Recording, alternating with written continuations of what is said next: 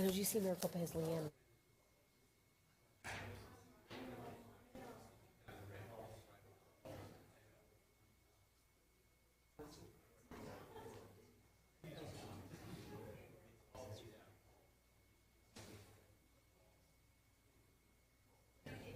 Need to start? Okay. Okay, everyone, we're going to go ahead and call this study session to order. Good evening, everyone. So we'll go ahead, Larry, if you want to start.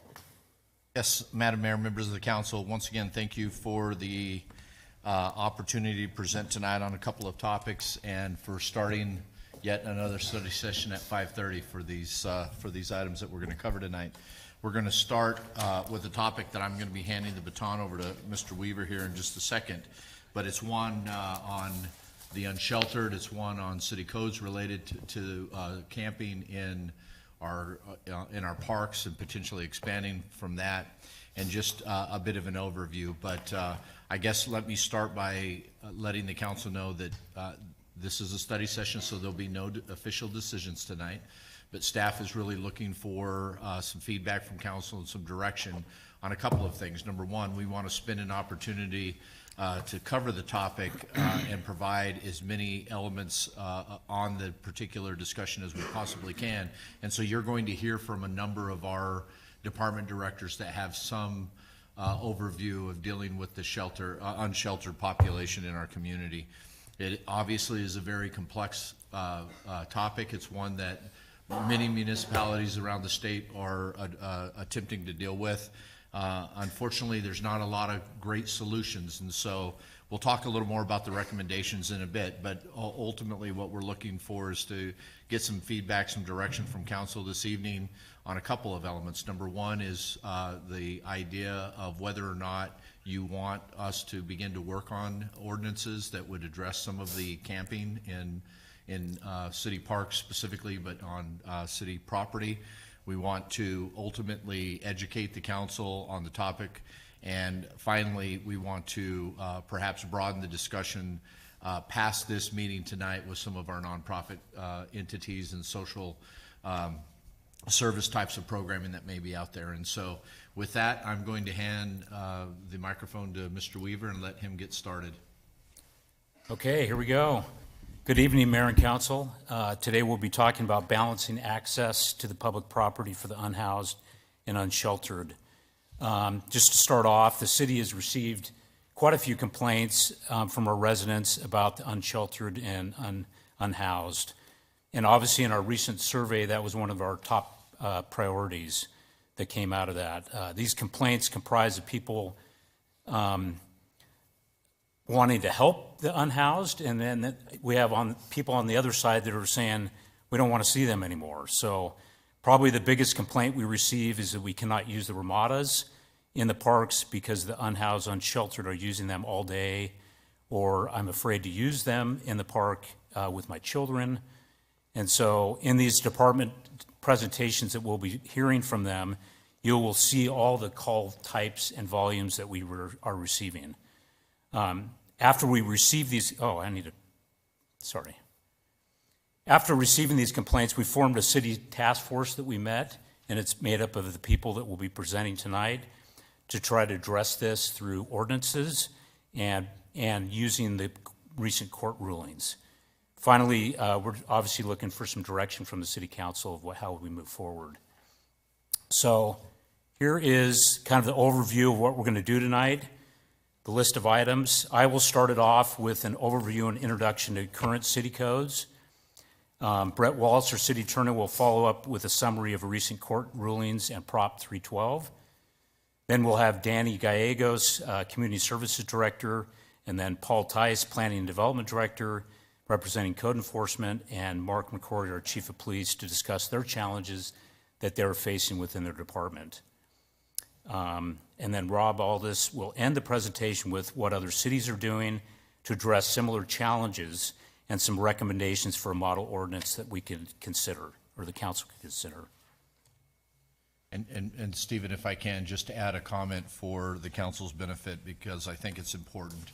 This obviously has been a topic that we as a city have focused on for a number of years, and those of you that have been on the council knew that former Mayor McFarland, along with current Mayor Fitzgibbons and Councilwoman McBride, formed a task force of nonprofits and social service entities, and really anybody that would want to assist in this particular space.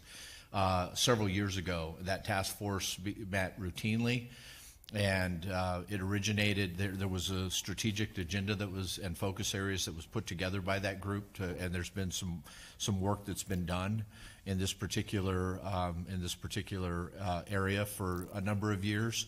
And I think from a coordination, my perspective is from a coordination perspective, it became a very good vehicle. We finally had a number of organizations speaking to one another and attempting to coordinate efforts, but there's still work that needs to be done, and obviously that may be part of the council's recommendations tonight. But understand that there's been a fair amount of effort that's been placed in this, and I'm sure there may even be a couple of those elements that get introduced by the mayor and council tonight, but wanted to make sure that everybody was aware of that. So from the slide, we currently have 3 types of properties that have different ordinances associated with. So we have public parks, public property, which includes like City Hall, any of our city buildings, right-of-ways, and then the final one is private property. And so I'm going to kind of go through each one of these.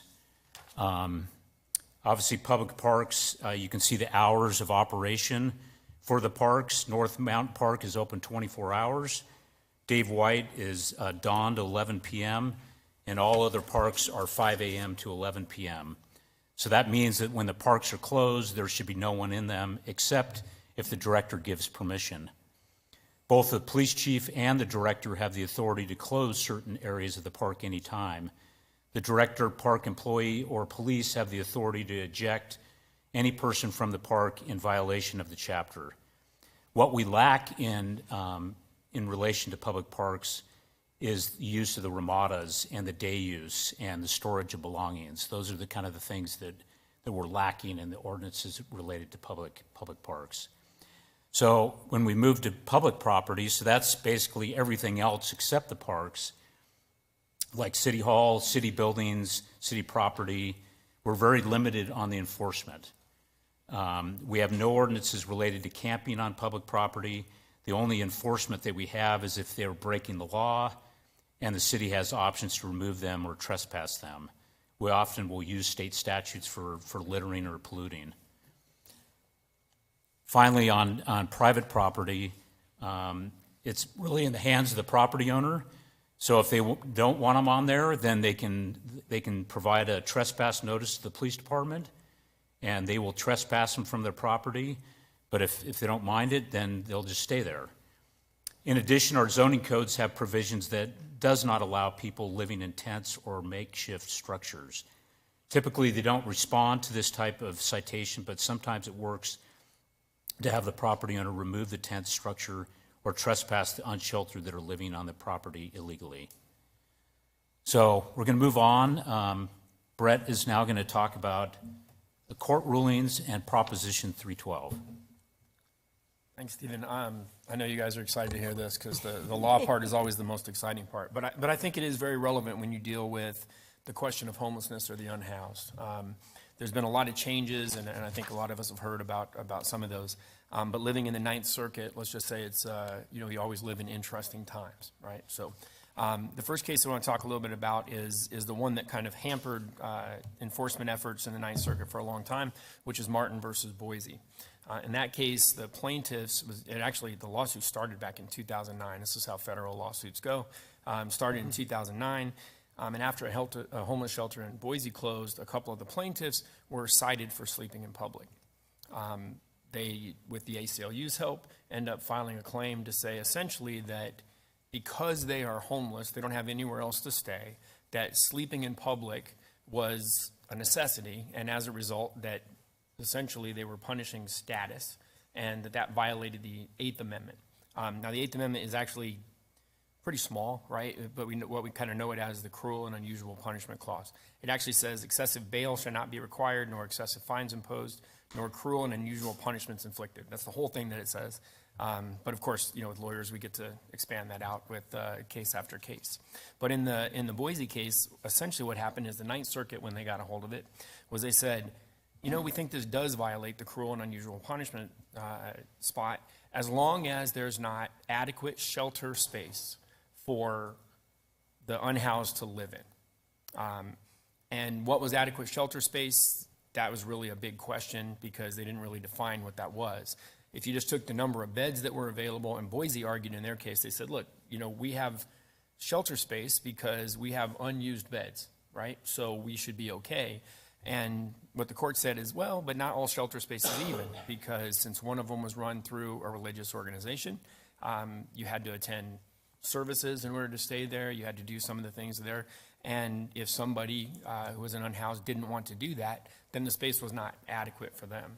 And so the net effect of all of this was that in the Ninth Circuit in particular, we're really hampered in terms of what you could do to try to address homelessness issues, right? And we saw that throughout, I think, the entire western area that the Ninth Circuit includes. It's Arizona, it's Hawaii, it's Oregon and Washington and California.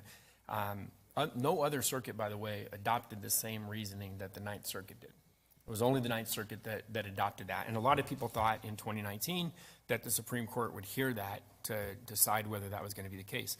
But since the Supreme Court decided not to hear it, they have the ability to just say, hey, we don't accept certiorari, right? That became the lay of the land. And as a result, unsheltered, I think, proliferated in the West because, you had a very difficult time trying to address that. There were a number of what people called Martin injunctions, where a good number of cities, especially in Oregon and California and Washington, had injunctions against them to say you can't enforce your ordinances as they're currently written because you don't have enough shelter beds, right? We did not have any of those, but we also don't have an anti-camping ordinance, right? So we weren't really a target at that point. But even then, it did lead us to a lot of those different things because the question became, is it just sleeping in public, or what else can it be, right? Is it staying after hours in parks? Like, what can you do? How do you address that? And that's been a big problem for a number of years. But you flash forward to 2024, and the Supreme Court decided to take a case out of Grants Pass, Oregon, Grants Pass versus Johnson. And in that case, in a 6-3 decision, they ultimately decided that the Boise versus Martin case was incorrectly decided.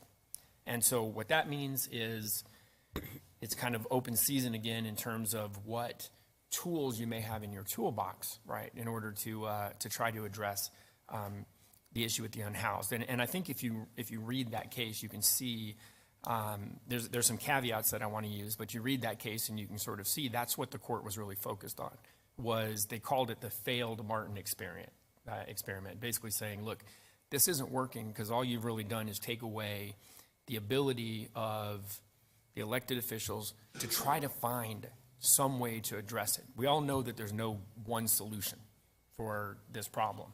And every council may treat it, every board of supervisors may treat it differently in terms of how they want to deal with it. That's, I know, a lot of what we want to find out from you, right? What do you want to do as far as a plan to try to deal with the unhoused? But ultimately that court decided, look, this isn't punishing status, which you can't do. It's really punishing actions, right? But I say that there's some caveats because there are a few things that, while a lot of people thought, hey, this is carte blanche for us to just do whatever we want, you could see even that court said, oh, we're not saying that. We're just saying it doesn't violate the 8th Amendment. But nobody brought this action under the 14th Amendment, which is equal protection under the law, right? That you can't lose your rights without due process of law. And we didn't say that it didn't violate the excessive fines clause if your amounts are too high. And in Grants Pass, it wasn't criminal until you had a number of offenses. So they dealt with it civilly. And then if you violated it again, it was another civil offense. If you violated it again, you got an order to stay out of the public area. And if you violated that, you got trespassed. But you could have 4 violations in Grants Pass prior to the time that you actually faced any criminal time. So we say that only because as we look at ways to try to address this, it's going to be important that we try to limit it in a way that we think it's going to hopefully pass constitutional muster. We don't know what that's going to look like. I can be honest. We don't know what that's going to look like. I know there's cases moving through the Ninth Circuit right now that are taking some of what the dissent said, some of those other things to say, hey, we still think it's status. The dissent essentially said, look, we still think this is just punishing status, because what else are they supposed to do? The court also talked about, and Arizona has one as well, what's known as a necessity defense, where they said, we're not saying that if this was criminal that you would be able to just say it was a necessity because you had no way of not violating the ordinance.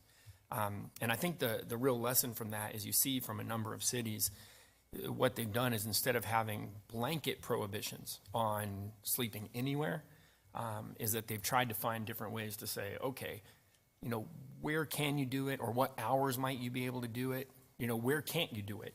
And in most cases what you see, and I know Rob's going to talk about this, keeping them off the things where safety matters, right? Or using public property for its proper purpose. Trying to move them out of the parks, trying to keep them off the sidewalks when people are trying to use that, right? You have issues that go along with ADA with that if somebody's trying to, utilize the sidewalks and things. But it's going to be always an interesting thing. So those two cases, I think, are really important as we start to craft whatever the ordinance looks like. The other piece that was a fun one for all of us, back in the 2024 election, the legislature put a proposition on for us to all consider voting on, known as Proposition 312. And it ended up passing with 58% of the vote. And what Proposition 312 does is it essentially allows property owners to claim a refund of property taxes in one of basically two scenarios. The first is if the city maintains a public nuisance on their property. And that really came down to the Phoenix zone case, right? For those people that kind of remember that, Phoenix had essentially allowed in one zone encampments to just proliferate, right? And ultimately the business owners brought a case against them saying, you're maintaining a nuisance. We can't access our property. It's harmful to us. And the court eventually said, yeah, that is a nuisance, right? You need to clear that. And so this is partially in response to that, to allow those property owners to actually make a claim for refund if we maintain a nuisance. And the second one, probably the more important one that'll get litigated, is it's also true if we fail, if we adopt and follow a policy, pattern, or practice that declines to enforce existing laws. So I know a lot of what you're going to hear today is going to be, options that we can do, but I know a lot of what we always have to talk about is going to be what those resources look like, because if we do put in an ordinance and then don't enforce it, we open ourselves up to Proposition 312. And just real quick on the way 312 works, essentially if a property owner has documented actual expenses and reasonable expenses because of something that happened on their property. So it can't just be, I'm scared and I put up a security screen at my house and now I want you guys to pay for it, right?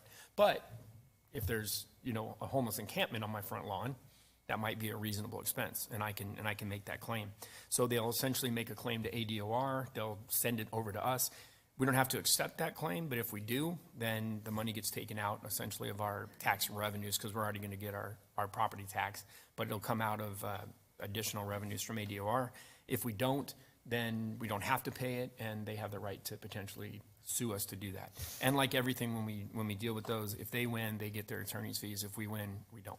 So that's kind of the lay of 312. It's going to overlay everything that we do, because we have to decide not only what potential things we want to do, but also make sure that we have the ability to enforce what we do.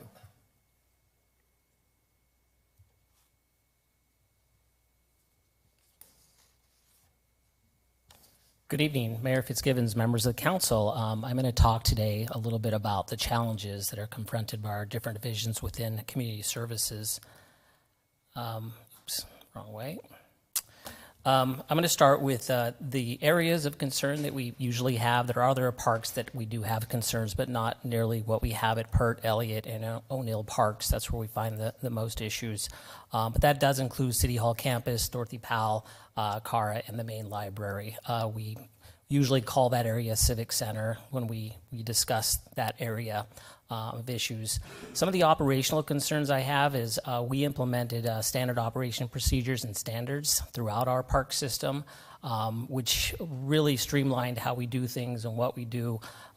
It has right now a big effect on those particular areas on how the staff are able to accomplish the things that I'm holding them accountable for. So from cleaning the ramadas to trash to just basic mowing, those things are all have been impacted in these particular areas on being able to get those things done, especially the trash and the cleanliness of the ramadas, because even if when they are vacated, they're still left dirty, so staff have to mobilize, and sometimes that's out of their operating procedure to go back to those particular areas.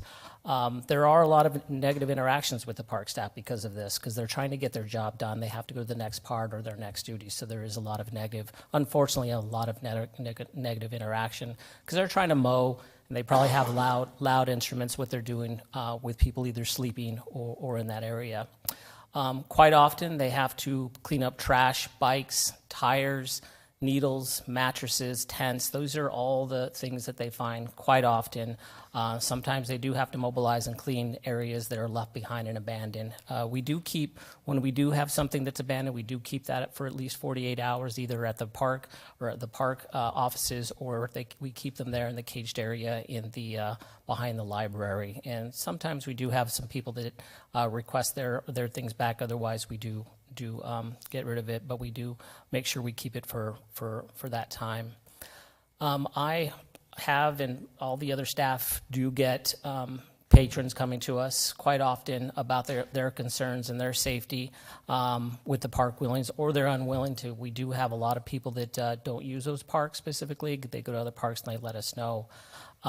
We do not actually open those restrooms at Pert Park. The reason being is because we have a lot of property damage, not just in the bathroom, but we have them in the barbecue area. So our barbecues are damaged, or there are fires that are lit in there, so we have to clean those. That takes more cleaning than just a regular barbecue.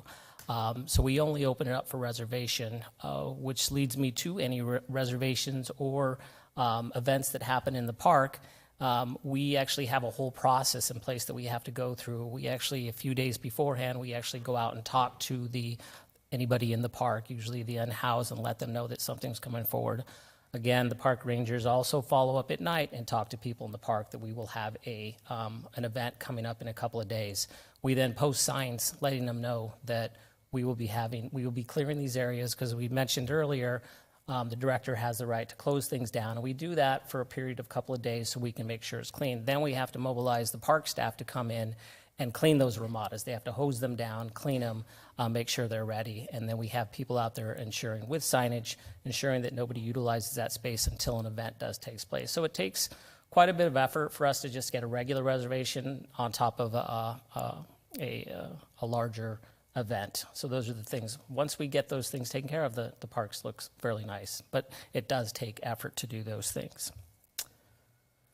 The other part is, I don't know if you've ever noticed Pert Park, but it used to, even when I started here just 2.5 years ago, was used quite frequently by kids and families. I don't see that very often unless there's an event. So that's what's taking place at Pert Park.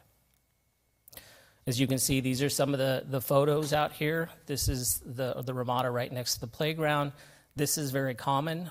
If it was clean, I actually would mention something to our park staff. I'm like, guys, it's clean today. It's just they have a really difficult time keeping up with it. They do mobilize as often as they can, but they do have other responsibilities in other parks. As you know, we have 20-plus areas that are responsible for to take care of. So we do have a couple of staff that do take care of Civic Center, but they can only get to so much.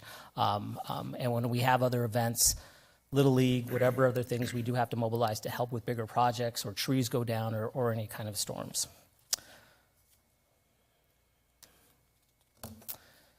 So these are some of the recreation division challenges when I talk about recreation, and I wanted to talk a little bit about the park rangers. I don't know if you're familiar with what they are. They used to be with parks, then they went to the police department. Now they're back in our recreation division. So the park rangers report directly to our sports coordinators.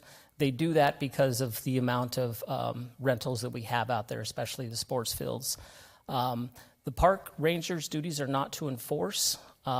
We have the police department for that. They're really ambassadors for the community services department, going out to field rentals, seeing how everything goes, talking to any disputes on who has the field, who has the ramada, making maintenance requests to make sure it's safe in the park. They do go out at night, and quite often they're going out and clearing the parks out, especially Pert Park at 11 o'clock at night. So we do have a park ranger that goes out, clears out. More often than not, people come in after that and occupy the park afterwards. If the park ranger does have to confront anybody, if they feel that it's an unsafe situation, they will call the police department, especially if they do have to get somebody to leave or just listen to the ranger. Now, the rangers will not enforce any kind of law. They don't issue tickets, and they don't make arrests. They don't assist the police in any of those particular areas. That's, like I said, they're ambassadors. They are familiar with a lot of the people in the parks, and they do talk to them. They know who they feel safe around, and they know the separate groups of who may have questions or concerns, or they may have concerns with them being requested to leave the park, so they know what kind of resistance they're going to get. So, because they do work with the same people on a daily basis.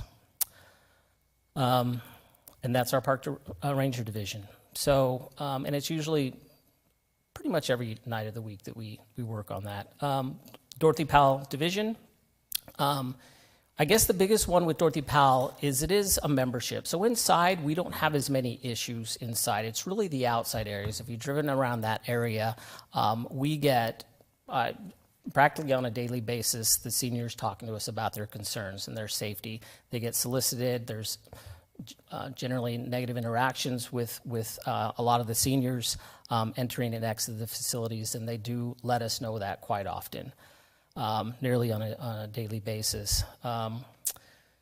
So the outside areas where there's more concern, where there's a lot of campsites around the building, I think we had a really big issue a few months ago. The police department helped us with that right next to the building outside, blocking exits next to the parking lot and across the street as well. I don't think people realize that pump station there is still all within the park, and I don't think we knew that at first, but we identified that area. So we did clear that out because it became a nightly campsite. And when we did get the opportunity to clean it, it was actually, almost like the whole area was covered with needles. So staff was had to get actually a bulldozer and get a loader in there to get those things removed. Let's see here. Now we do know we've recently got some cameras installed at Dorothy Powell, and there is illegal activity that does happen after hours at the entrance of the building. So staff are aware of that, and they do have some concerns about those things. So that's Dorothy Powell. Library division is a little bit different as far as how they operate. There's not a membership, as you all know. Anybody can go in the library, and everybody is welcome into the library. We provide that space for them quite often in the summer. They come in and cool off. Anybody that comes out, for the most part, anybody that comes out understands the rules. They obey the rules. They come in to use the Wi-Fi, find jobs, get on the computer, read, or sometimes we have literally people sitting there for hours and hours on end. As long as they're staying to themselves and behaving, there is no issue with that. Staff are trained in de-escalation situations. The amount of the volume, they don't necessarily feel comfortable going to the bathroom because we do find people bathing quite often or doing things in the bathroom that are not appropriate. So there are times when staff don't feel comfortable doing that as well. But we do have hygiene kits, blankets, water for people, especially during the summer when people are in need. So we do assist in those things. Really, the issues are outside of the library after closing, but during closing. So the trash, I've actually gone out and cleared out sleeping bags that are sitting on the side. We've had illegal activity out there. We have had many patrons tell us they go to Vista now instead of the main library because of the feel as safe. So, see if I missed anything. I think that's it. If you have any questions about some of the operations, these are really the operational things that we deal with on a daily basis. Yes, sir. You mentioned Vista. Do they have any stronger or tighter rules because they're on a school campus? No, not necessarily. They're pretty much the same. You just can't enter through the school or exit. The students can't come in through that side door, so everybody has to use the front door. So everything's pretty much the same. Okay. I know we talked about the Rangers. I think I talked to you briefly about this too, as well. Right now, currently, we have how many Rangers? We have one full-time and one part-time. And with the parks that we have, I guess those three are the name. I guess Elliott, O'Neill. I think it's the one you said, and also Pert. Elliott, Pert, and O'Neill are Are pretty. really the big ones. Yes. And is that 1.5 or 2 good enough for the parks that we have? Well, we're through the budget cycle. We'll be requesting some more part-time doctors for that. So I don't know if it's the And time to it's- say that. I mean, but, it's a good. I mean, I believe that it is an issue. I think Larry addressed it, Steve as well. It's a delicate issue, and how we handle that as well, because there's certain things, and I know you all, and thank you for what you do for us already with the parks. Like for instance, I'll just use myself for our church. We try to use a park. You all go and let them know there's an event coming tomorrow. You have to vacate the park, and most of the time they're gone. They're gone, and they move over across the street, either Dorothy Powell or they come over here to the old auditorium. The other question I have: we're seeing more and more tents. What is our code, our policy now in regards to tents in our parks? We don't have a regulation that forbids actual tents. Okay. So then my question then would be, so when it becomes 11 o'clock, the ranger then already told them to leave. They don't leave, the tent's up. What happens then? Is it now police it's called, or how does that work? If somebody's available or if they can see them. So got if they happen to see it, or oftentimes they just end up staying there because they're the police departments. I mean, he can speak to that, but they're often at other calls and other priority things outside of somebody sleeping in the park at that point. And Madam Mayor, if I can just add to that, I think one of the, as Mr. Wallace has pointed out, there's been a shift in the legal elements, and to be quite candid, prior to 2024, I think is the year that that the new case came about. The city was taking a very I'll use the word passive, I guess, on the enforcement of tents being in our parks or on our campuses overnight, simply because of the lay of the land from a legal perspective at that point. And so tonight's meeting hopefully will give us some direction and that will allow us to build a plan and which may include enforcement. I suspect that's something that is going to be discussed later on, but ultimately will allow us to embed programming or a plan into our fiscal year 26 budget as well. So I'll pause there, but Danny, I don't know if you want to add anything. Yeah, just to the tent part itself, for enforcement purposes, for us to be able to enforce something, an enclosed structure would be easier for us to enforce a tent, because oftentimes, with ball games, people being out tents, but they only are an umbrella. They're just a shade structure opposed to an actual enclosed structure. And even an enclosed structure, you have to get a permit to do that. I think a temporary use permit to do some of those things if they're a certain size. So those things might be easier for us to deal with if there were something that included enclosed structures, which would include a tent. So to not take away from shade structures, because we're going to see those all the time. Agreed. Thank you. And before you move on, so Larry, you said we were passive, but part of that is because we don't have a shelter, right? And the lack of beds for homeless, is that correct also, why we took that approach? And I'll let Mr. Wallace correct me. Our understanding of the initial case law was ultimately that if you did not have shelter space, that it became more difficult to enforce the unsheltered camping, if you will. And Right. so we elected to, when I say passive, as you'll hear tonight, we're constantly working on this topic. So I can't say that we're not allocating resources, and you'll hear a little more about some of the caseload here in a second. But ultimately, we were attempting to abide by the law that was in place at that point to ensure that the city did not have litigation against us. Right, okay. Thank you. Good evening, Mayor, members of council. I'm going to speak for a little bit on the challenges that are faced by code enforcement as we try to implement our responsibilities that we have under the existing city code for complaints that we might receive about homeless camping. Now, code enforcement, as I'll talk about in just a second, kind of has a broad responsibility under the zoning code for homeless camps that are prohibited on both private property and public property. I know this evening we're talking public property, but you know, our responsibility and our resource that we allocate to this problem is probably equal to homeless camping on private property as public property. So our specific challenges are removing homeless who have constructed illegal homeless camps on public and private properties. Now, we happen to have a specific provision of the zoning code that says it's illegal to use a tent or any kind of makeshift structure or even an RV to camp in them outside of properly zoned campgrounds and RV parks. So homeless camps, if you will, regardless of kind of where they are technically a violation of the zoning code.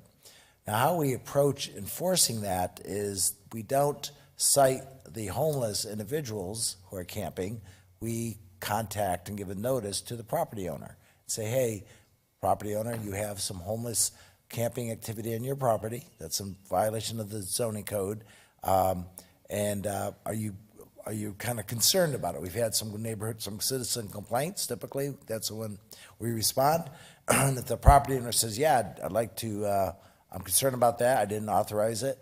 And so what we do is we work with the property owner to file what's known as a trespass letter that says that the police have the ability to enforce trespass laws against persons who are unauthorized on their property. And I'm sure the chief of police is going to talk a little bit about that process. But that's kind of how we initially get involved. I could tell you that we're not that proactive in responding to homeless camps unless we receive complaints. Simply because we know that as we address it, the problem is just going to move to another property. And it's like a balloon, you know, you squeeze it one place, it's going to pop out somewhere else. But once we go through that process and the homeless have vacated properties, we clean them because, as you're going to see in some slides I'm about to show you, a lot of items are left behind. And then, of course, there's staff time involved in that, and then vendor costs, because typically when we clean these properties, we do hire an outside vendor to do that. You know, I tried to quantify a little bit the costs that we've incurred in dealing with this issue, and it's significant. I don't have solid figures for you, but I'm going to tell you it's in the neighborhood of $100,000 a year between staff time and vendor time from my work group. The other thing that is problematic is as we remove these items that have been left behind by homeless in these camps, abandoned property, if you will, is which can we dispose of and which do we have to store? What has value? And the city attorney advises that we need to use some discretion on that and actually store the things that actually we think have value. Which we do, and we store them for around 30 days, and if they want to retrieve them, they get to come and retrieve them. We probably don't have as formal of a process as we should have in terms of inventorying what we dispose of and what we keep, but there's a lot of material. and I'll share with you some photos here of some examples of some properties with homeless camps, specifically on city-owned properties. I think all the slides are of city-owned properties. So this is on the south side by our Casa Grande Hotel. You can see there, we had a number of homeless individuals basically living on the sidewalk. Eventually, we moved them off the sidewalk, and they moved into that vacant lot across the street that we also own. And so that's where they ended up. You can see kind of the pile of debris in the middle of that lot. So we this group was pretty good to work with, and they were cooperative.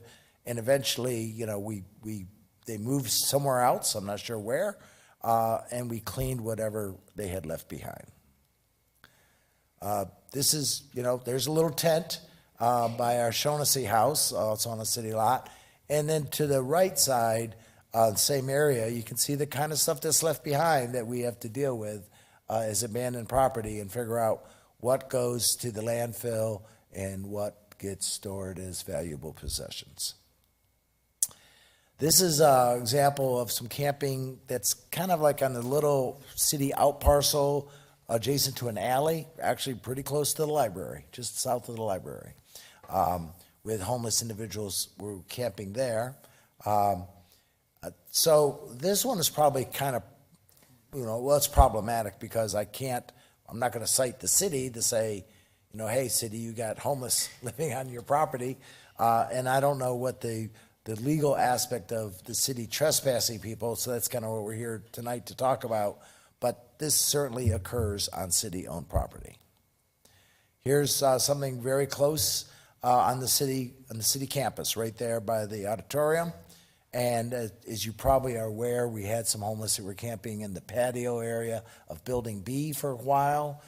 We actually, built a wrought iron fence to move that activity, and there's the Ramada that Danny showed you earlier. And even one night I was leaving my office, and right outside the development center door, there's a bench, and there was somebody just sleeping on that bench for the evening. This again is some city property, and just gives you an example of the kind of material that is left behind. Either they're gone for the they've left for the day or the evening.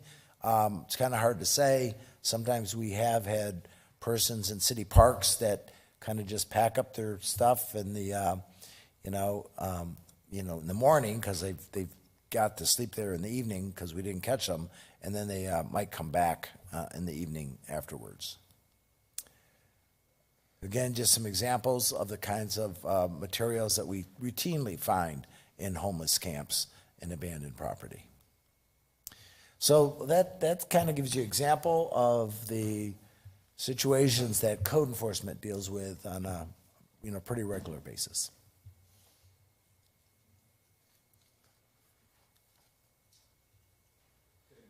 Council, Mayor.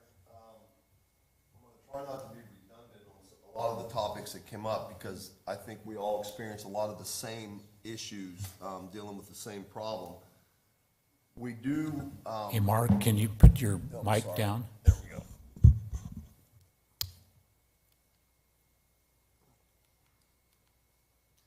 We do recognize the fact that being homeless isn't a crime and probably should not be handled as one. However, that doesn't mean that it isn't a problem for us and other city departments. What we do, we frequently run into those who are truly unhoused and those who choose to be.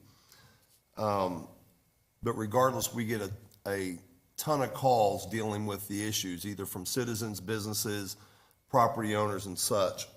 And to give you an idea, I put some numbers together from 2023. We received 850 calls dealing with homelessness. And on these, 131 times we specifically had contact with individuals. In 2024, we received 668 and ended up having contact with 95 individuals. Year to date, we've received 103 calls and made contact 28 times. It would seem like the numbers are going down, which would mean that the problem and the issues that we deal with are getting fixed. But quite honestly, I think that people are realizing when they call us on this issue, there's very little we can do, so they don't call. Or our officers aren't marking them down or coding them as dealing with homelessness or on-house individuals. Some of the issues that we are dealing with from a police department is we actually have no authority to move what are obvious encampments from our parks. Our officers have gotten very good at suggesting that people move or that, like they said earlier, there's going to be an event here. It might be better if you weren't here tomorrow morning. And we get a lot of compliance based on that. But we really have no authority if somebody just says no. When we get on the private property, it's hard for us sometimes if we don't have trespass letters from the property owners to do anything with the encampments on that property because we have a hard time locating, as policemen, locating the owners of the property. Paul, I believe it was, touched on a little bit. When we do have people that are, we move encampments or we move individuals, a lot of times when they move, they leave a lot of property behind. And it's kind of like, I don't know, it's kind of like a garage sale where somebody's trash is somebody's treasure. And we may look at something and think, well, this isn't any good, we'll throw it out. And a day later, somebody comes back and says, hey, you didn't safeguard my property. And I think it was San Diego, I believe, that paid millions and millions of dollars in not maintaining people's property. So we are at a loss of what to do with property that's left behind, or we're forced to stand there and extend the time we're on this call until they move their possessions out of there, which only takes up more of our time. I hate to use the word wasted, but we do have many hours of our staff hours wasted on some of the chronic homeless that really don't want our help. They don't want to seek help. They don't want to be off the streets. That's their lifestyle. They want it. But that doesn't stop Mr. and Mrs. Smith from calling us in that they can't take their child to Dairy Queen on the boulevard and walk across instead of the Ramada and eat an ice cream cone during the day.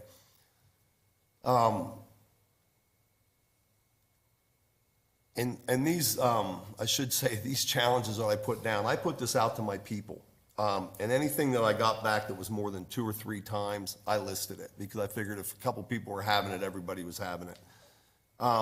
One of the things that came up a couple times is just sheer frustration that comes with the expectations of citizens and everybody to try to get us to figure out how to take care of an issue that we have actually no power over.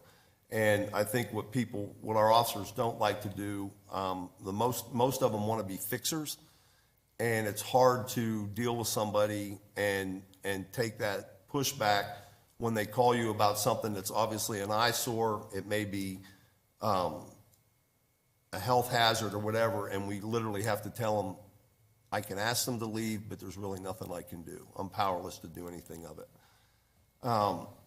The Ramada calls, we get them too, where everybody's congregated in one Ramada for the full day with all their property, prohibits other people from using it. We get calls on that. How long can they stay there? That kind of stuff. And again, we tell them, there's nothing I can do or we can do to move that.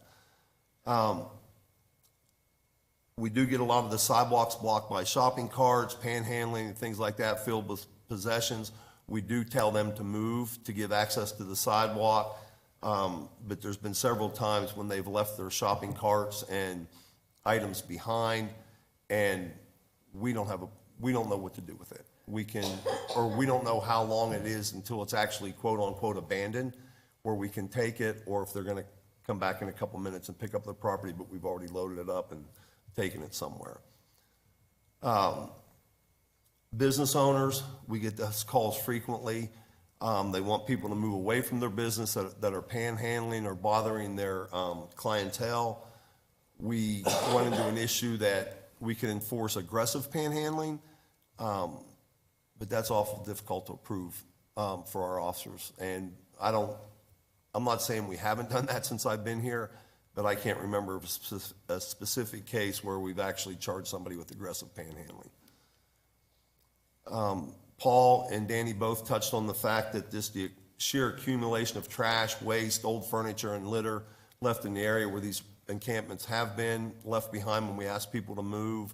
I guess fortunately for us, that's Paul's issue, that Paul's people have to come in and deal with, but we're still the ones on the call that have to explain to people why that's going to be there until we can get somebody out there to get it. We've talked to a lot of people in our neighborhood meetings. We talked to them at our the meeting we had at the rec center recently about homelessness and the unhoused issues. And what we do ask people to do from our perspective is don't give them money.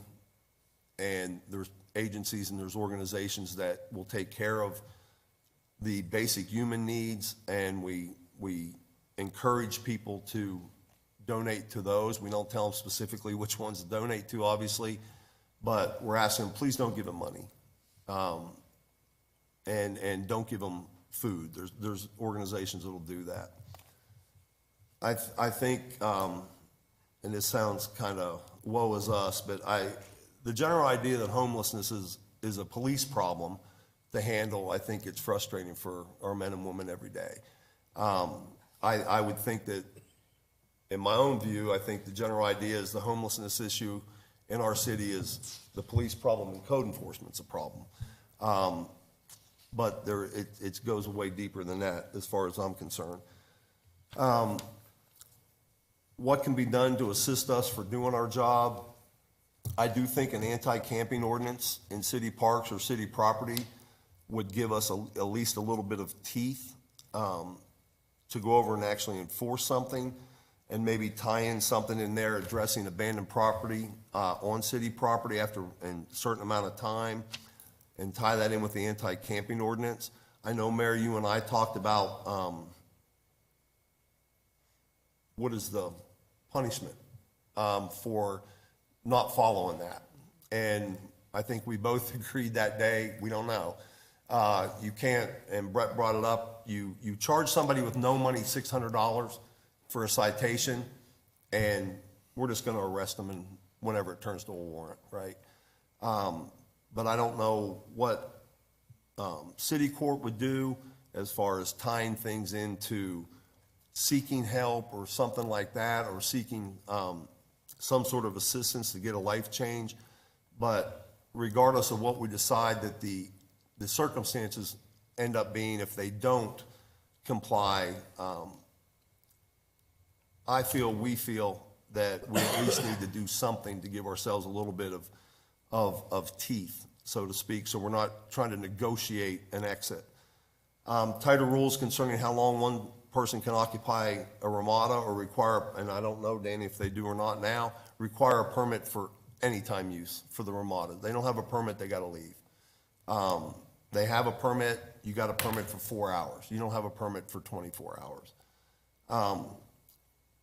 Angel Leos brought up the fact of, the signage that was meant to deter giving money to panhandlers, and possibly maybe a social media campaign asking people who want to help to donate to recognized agencies that assist the homeless rather than giving cash directly or goods directly. That a lot of times I feel that's just only enabling the issue and keeping them in that lifestyle. What I didn't have on here is we work closely with, as you all know, I hope, that the homeless outreach partners with Community Bridges and Horizon, CG Helps, our own Casa Grande Police Foundation, to try to help those that want to get help, that want to turn their lives around, that want to make changes, but there's an equal number, or even maybe a greater number, that don't want to. And I think they're the ones that an anti-camping ordinance in our city parks or in our public areas, I think they're the ones that we deal with. They're the ones that helps us deal with. that it's okay, that's your choice, but we have 68,000 other people in this city that have a right to have access to this, and your choice is your choice, but we need to have some kind of mechanism in place to move those individuals along, I think. Madam Mayor, members of the council, if I can, you've had an opportunity to get a glimpse into the departments that likely deal with the topic more than any other. Obviously, every one of our departments have some role or have some interface on the topic. But a couple of points I want to make before I let Rob begin to outline some of the programming that may have worked in other cities, because I think that's important to all of you tonight. You've heard a couple, and I'm going to be re-emphasizing a couple of these topics. As I started out this evening, obviously this is a complex topic. I don't envision that we're going to solve this issue this evening. And I had used the word passive, maybe the wrong word a bit ago, but ultimately, as you can hear, we've attempted to navigate within the current laws, within the current rules that have been made nationally in many cases, sometimes on the western states, to try to deal with this. But we receive, and I know all of you likely do as well, receive calls on a regular basis related to this circumstance. But the chief made a very important statement early on, and we typically use this when we receive those. It's not illegal to be unsheltered, right? Many of these individuals just find themselves at an unfortunate time of their lives, and as Stephen has pointed out, this is a balancing act. We all know that. And there's going to be strong advocates for what the city ought to be doing related to the unshelter, and we have others that believe that we ought to find a mechanism just to move them out of town. And but again, it is a very fine balance on that front. I do want to give some context to the mayor and council, at least from our point in time counts, because I think that's important for everybody to know. It is an effort that's done annually to ultimately attempt to quantify the number of unsheltered that are living, particularly the chronic homeless issue in the community. For the past 8 years, we've averaged about 100 individuals that we have been able to meet with. In calendar year 2024, we had 124 individuals that participated in the count, and this year we had 84. I don't want that number to mislead anybody, because we believe that's low. There were a couple of situations that probably had in excess of 10 plus individuals that found themselves in these circumstances that could not be counted for a variety of reasons, or elected not to be counted. So, intuitively, I would say that we're probably very similar to the number that we've seen in the past.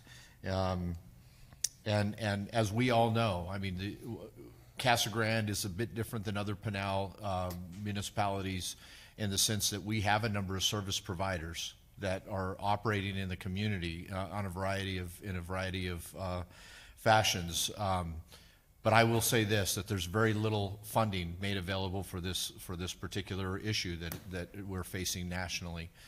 Casa Grande is not eligible for any monies for shelters, and we have allocated some of our community development block money to address this topic the last several years to those agencies that are typically nonprofits that are dealing with a variety, what I consider to be a broad band of services to individuals in this space. But there's a number of organizations that are eligible for money, or they rely very heavily on donations and the like to provide services for individuals, and I think that that really was the alignment of the goal that we established 7 years ago, which was to build the task force. And so I guess, and I do want to address the topic that Mr. McCrory brought up related to the courts and the enforcement component. Stephen had a chance to talk to to Deani Juarez today, Judge Juarez, about this. And she obviously sees it a lot, and she's really open to any type of solution that we come up with There's probably, again, going to be a mixture of items that we'll put together in a final plan. She typically is sending them back to these nonprofits that I just spoke about, right? Hoping that they're going to be able to find some level of assistance with that. And so I just wanted to kind of provide a bit of a global overview, and as you heard individually from these departments, and I'll turn it over to Stephen and Rob to talk a little bit about what we have found other cities doing. Good evening, Mayor and Council. After all the city departments that are involved all identified the different issues that the different departments were facing, we took a look, as was mentioned, at what other cities are doing to address this issue.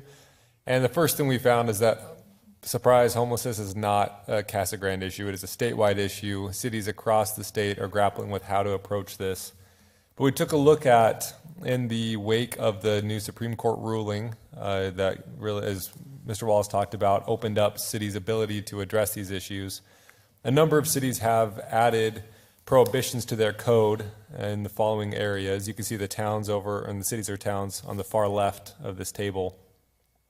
And all of these cities or towns have adopted something in their code prohibiting camping or sleeping on public property. Now, there's some variance within this. For instance, Mesa only banned sleeping or camping within parks, whereas other cities such as Gilbert said any city right-of-way you can't lie down for or sit for extended periods of time, where there's kind of a little bit of a range, but the vast majority, all of these cities have prohibitions against camping and sleeping on public property.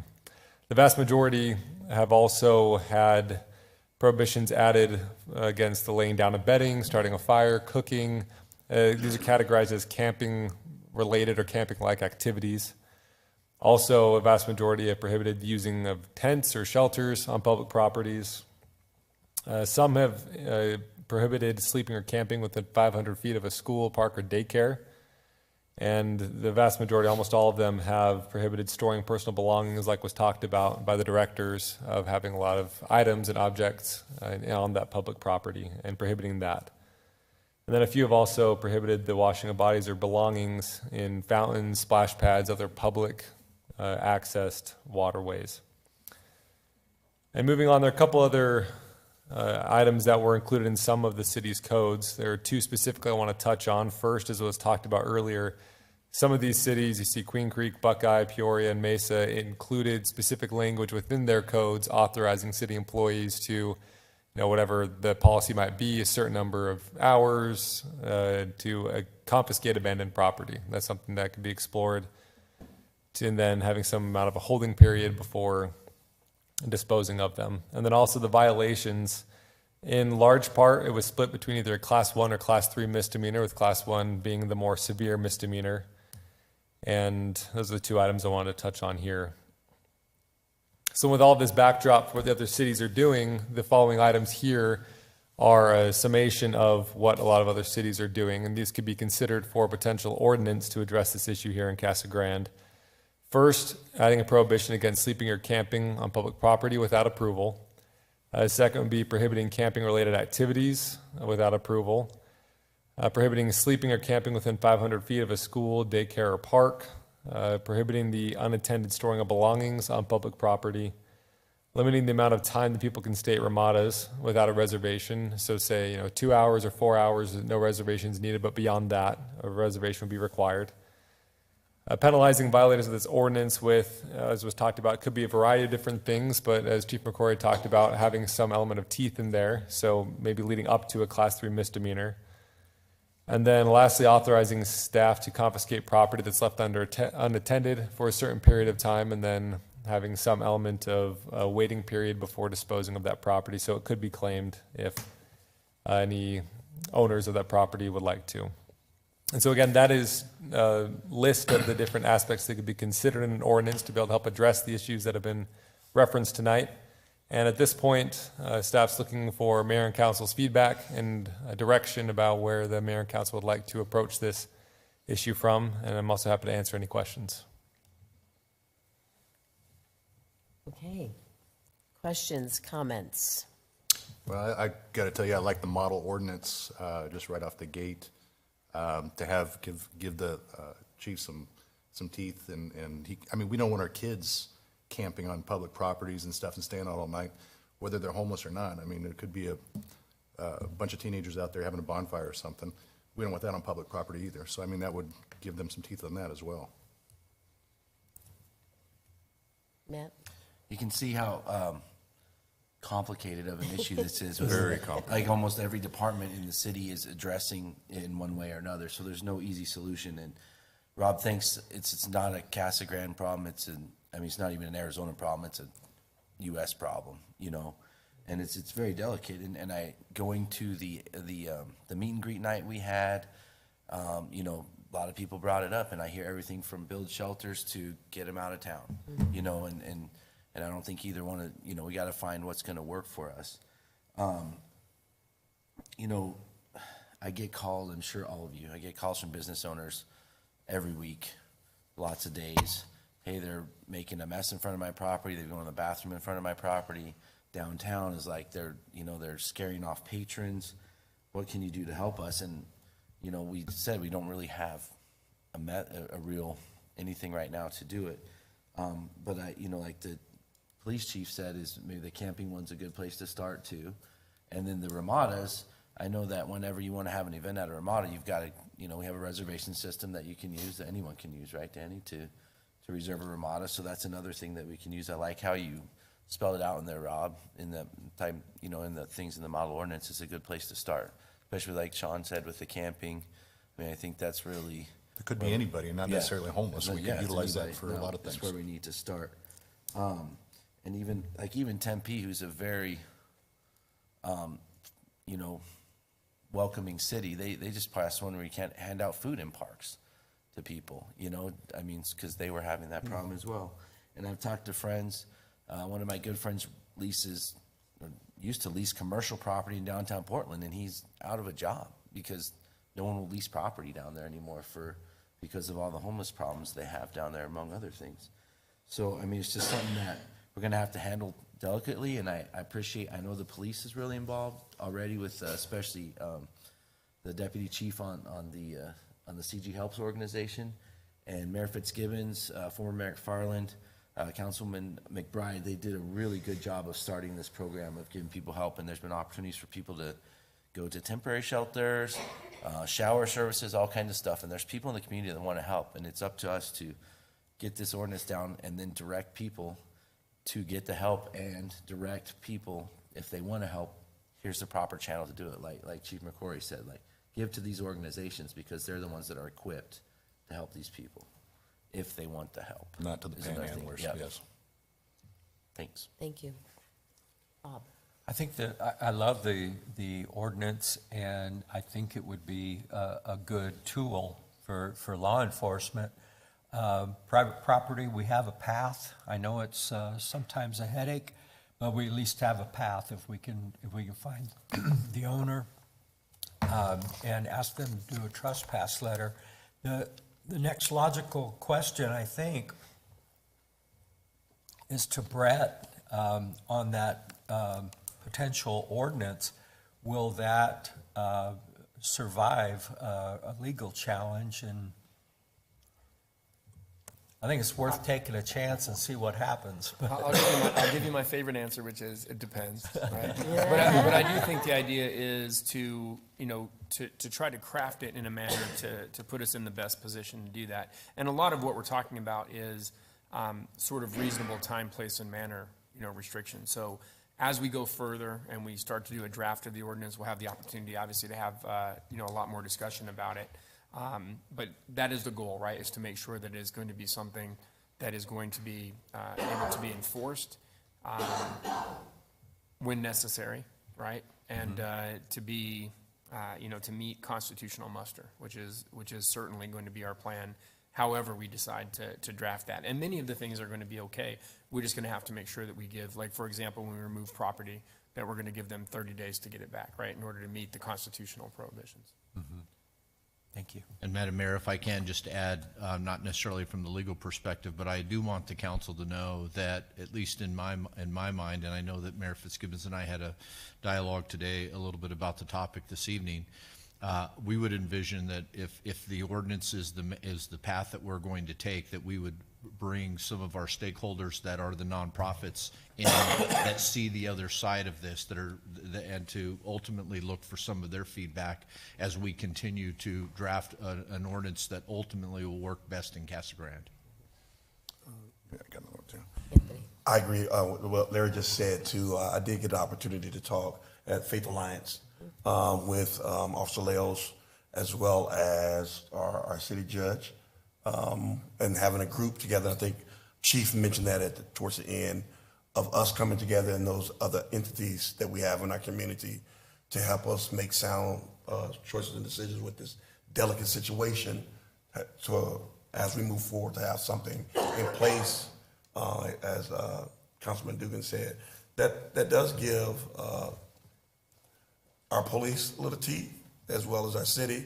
But I want to say this, Chief, I don't believe this is a police thing. I think this is a city thing. It is. So I want to free. It's not police. This is a city thing. But whatever we do, we know we have to come together and put something in play that's going to pass, where we'll be able to enforce, and also to give them the help. We have these other entities in place to try to help them, and as Chief said, sometimes they don't want the help. But at least we're offering it. We're offering it. If they accept it, they accept it. If they don't, then we have to have the teeth in place just to help us as well. I know that, Daniel, your team, they do a great job. They clean up a lot of stuff, because a lot of stuff, even the slides out there, the slides in Pearl Park, it's bad because they do a lot of other things on them. And so that's why we don't see a lot of people there anymore. That Pearl Park was a place where I'm from here. So we had our 4th of July was right there in that park. We had our races right there in that park. And of course we would like to have it back like it used to be, but time brings about change. But we have to learn how to adjust with the change. And it's a delicate situation. As we grow, it's just part of our growth process. But we have to come up with a game plan that we all can be happy and pleased with the results.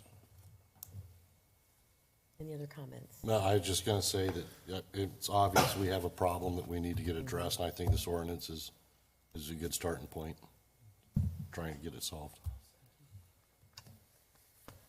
Well, I just wanted to thank all of you for Mayor Fitzgibbons? this presentation. Oh, sorry. I do you got have another one comment? more quick Sure. comment for private business owners and stuff. Maybe they got someone panhandling out in front of their business. Is there a soliciting ordinance or something like that they could have someone moved for soliciting, not necessarily panhandling, aggressive panhandling like you said? Or, because if they're on the street, that's one thing. But if they're right in front of their business or disrupting their customer base that's coming through their doors, is there a soliciting thing that's on the books or no?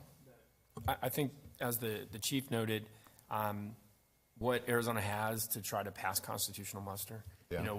We talked about like the 8th Amendment today, we talked about the 14th Amendment, but the Supreme Court has also found a First Amendment right to solicit. Or loitering, I should say. Yeah. Loitering. Well, and loitering is really difficult because those are almost always void for vagueness, right? So, I think a lot of times you try to push for those things, but, the courts have kind of really, taken a hard look at those because they say that it's hard to say like what you're actually trying to prescribe, right?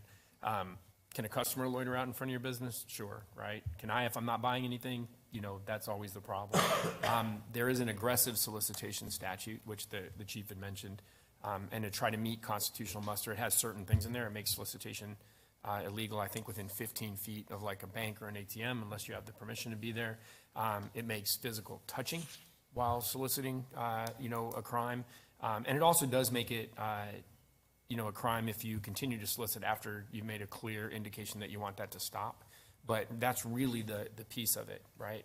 We do have another ordinance that we passed many, many years ago, which was really a median safety ordinance to try to keep the panhandlers out of there because of the safety issues. But panhandling and you can't just call loitering, for right, trespassing or anything like that. It's not not if it's a generally public spot. on the public spaces, right? Right. The use of public spaces is for the public, and Well, the Supreme more Court has been public there. for a business on the private type properties. That's Yeah. if it's a public business, it's open to the public. You can't limit. It's real difficult, right? Because as soon as you start telling certain people they're not allowed in your business, Yeah, we went through absolutely. a whole period of civil rights to try to make sure that we I'm just questioning didn't that do for, Yeah. for business owners that know so they know what their powers are. what And we they can always look at those depending, right? But generally speaking, people who are just sort of loitering, right? When I was growing up here, that's all we had to do in some spots, right? That's right, that's right. We would cruise and they put an ordinance that said we couldn't go around, like, the cops would stop us if we went more than twice past the same spot. So we always had to stop at the mall for a little while. Right. To make sure we didn't get a ticket. But those are all things that I think we all have to look at in terms of ways to deal with that and do the best we can to try to address those. And I think you've heard, the officers will do the best they can to try to, and they've gotten really good at having conversations with them to sort of say, like, look, this can become a problem, right, for disorderly conduct, or it can become a problem for something else. So maybe you should just move along, and they generally, they generally will. And I think we all say the same thing. I know I do when people say, hey, these guys are doing X or they're doing Y. It's like, call the officers, right? If you see them doing something that is illegal, if they're using drugs, if they're doing anything else, call the officers, right? We know they're busy, we know they're going to do it. But if they can see you doing something, right, they can address those, right? It doesn't, the prohibitions from Martin and all of that never stopped us from enforcing other criminal laws that we already had in. It was really just about sleeping in tents. One more quick question about the homeless population that we do have here in Casa Grande. As you've reached out with them over the past few years and stuff, are they generally longtime residents of Casa Grande or citizens of Casa Grande, or are they implants from other cities that have moved from California, from wherever, that have migrated here to Casa Grande? Mayor Fitzgibbons, Councilmember Dugan, unfortunately, the survey that we are allowed to take for the point in time, we cannot ask those questions. I will tell you that that many of our employees have become familiar with a number of them, and we have an indication there's a dialogue that takes place. We have talked about mechanisms to try to gather more reliable data, and that'll be part of the discussion that we continue to have as a staff. But today, the answer would be no. Okay, thank you. There is a range on that survey, but it doesn't give specific years, that on that survey. But I know we're limited with time, and literally I can talk about this probably for 2 hours. We've been, myself and Mayor McFarland and Councilmember McBride were very active, and this is one of the most difficult things that I face as a council member here in the city of Casa Grande. I've participated in the point-in-time counts for the past 10 years, and so I see the homeless, I see their faces, I talk to them, I ask them why they're homeless, and so that's one thing that we have to remember. Like you said, Chief, it's not illegal to be homeless. And so we have to do everything, and we've been trying. Our police department has been great. We are complimented year after year when we're in the CG Helps Homeless Coalition meetings with people that have their agencies throughout the state, and particularly Pinal County, of how great our police department is dealing with the homeless and, humanizing them and trying to work with them and get them help. And so, we tried our overnight homeless shelter with the churches, and, unfortunately, we were struggling to get people to come in and follow the rules. And like all of our staff have mentioned here tonight, there are some that want help, and there's some that don't. And there's some that have major mental health issues. And so we know that, and when you go out and do this homeless count, you see it. So my concern moving forward is the chief and I had discussions, and Larry and I have had discussions, and I do understand the need to have this ordinance in place. I get it, because I get the calls from businesses, people that can't use the parks. But then I also get a hand-delivered letter to me today from a woman that I went to high school with, that was embarrassed to tell me that she's homeless, living in her car, and she gets kicked out of the park because she can't stay in the park. And so this is someone that's trying. She gets, under $1,000 a month, and she can't afford a home. She has nowhere to go. She has a disability. She was very aware with the different services, but, has disabilities. So I just think that, and when Larry and I talked today, I was hoping that we could, get those key stakeholders together that have the CBIs, the community bridges, CARA, those agencies, to make sure they're on board with this ordinance, and we can work with the police, the court, and the city on how we can move forward. I'm just worried about enforcement, Because if we're gonna be, enforcing this and they're gonna get tickets and then they're gonna go to jail and then they're, like you said, Paul, with the balloon, when you press on the balloon, where's that air gonna go? Where's that air gonna go? Where are the people gonna go? They're here. And there are a lot of longtime people, Sean. I mean, these encampments, when you go, and there are people that are working and living in these encampments too. So, I know it's a complicated issue. We knew we weren't going to solve it tonight, but I'm glad we at least are starting this dialogue, getting the idea, from the council of what you guys want to do and staff and helping the police department. I know it's frustrating for them. So, so I just think this the model ordinance to me was a little aggressive just because it has everything in it. If that's what you were saying, all of this, where, when you look at some of the other cities, a lot of these cities aren't as rural as we are. So if you live in Gilbert, you can go over to Chandler and they have overnight, they have the iHelp program, they have services, they have the car, they have different agencies, just like a lot of these cities are connected where we're not, we're in Pinal County. And so people don't have anywhere else to go here in Casa Grande. Where some of these other cities, they can maybe hop over to another city and get services, some type of shelter, something with their churches. So I just think this model, including everything, I would want to look at. But so I don't know, Larry. As far as moving forward, I don't know. I know we talked about getting the stakeholders together, and then I don't know where you want to go from here, though. Well, I think from our perspective, I think it would be, we can do, you make a very good point related to some of the cities on that particular, and I guess just a point of clarification, that is not a model ordinance that Arizona is following. There may be a lot of similarities from city to city because they found some things that work in certain cities. It really, each city is crafting their ordinance to best fit their needs is what I want to make sure that everybody's aware of. I'm getting the direction that we ought to at least start putting something together to continue the dialogue. And we can certainly begin to do that as a staff and, again, reaching out to those key stakeholders.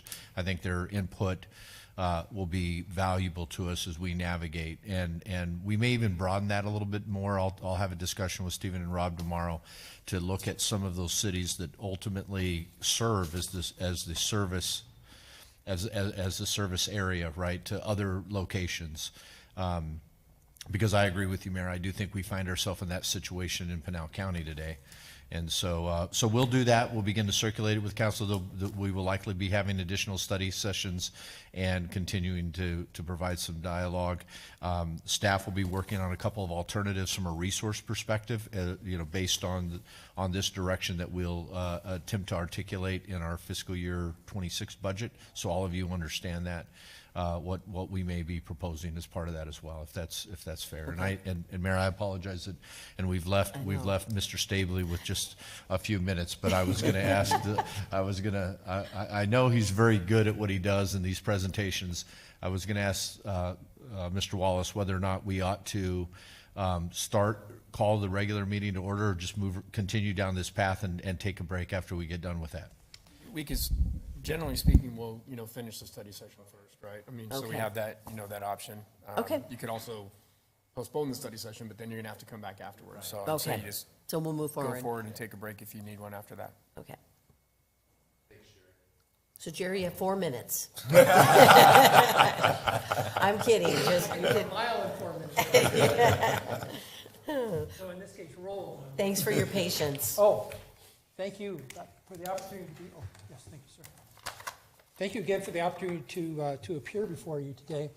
And I do have a very short presentation for you. On behalf of the volunteers and staff of the AARP Achieve Pinal, we thank the City of Casa Grande for providing a home for our program and strong support for this third grade reading program. As I've said before, being able to read is the key to a child's future. Students first learn to read in their early school years, and then after third grade, they read to learn. So first they learn to read, then read to learn. But in Pinal County, 66% of our third graders are not reading at grade level.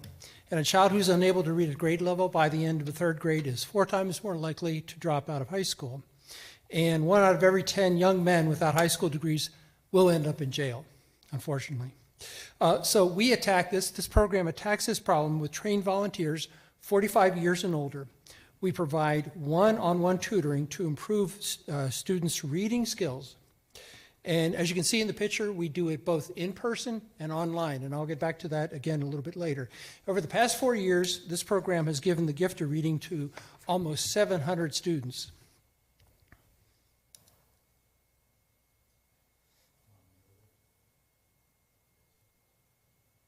Is it just, there we go.